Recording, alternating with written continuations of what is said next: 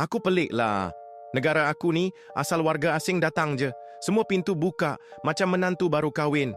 Karpet merah hampar, kerja dapat, lesen dapat, rumah bagi. Rakyat sendiri meniaga burger tepi jalan kena halau. Minta lesen macam nak pinang anak raja. Kena cop dari ketua kampung, ketua balai, ketua jabatan, ketua rumah panjang, ketua kubur pun nak sekali. Menteri cakap kita perlukan mereka bantu ekonomi.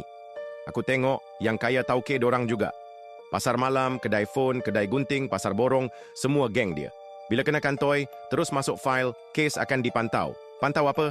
Pantau pakai teropong zaman Hang Tuah ke? Pantau pakai CCTV hitam putih tahun 1992 ke bang?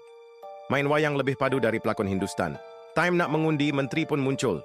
Turun kampung, salam nenek aku yang gigi tinggal 2. Bagi beras expired, Milo keras macam bata. Janji manis macam gula tarik. YB cakap, tolong undi kami, demi masa depan anak cucu. Masa depan anak cucu siapa? Anak cucu dia kah?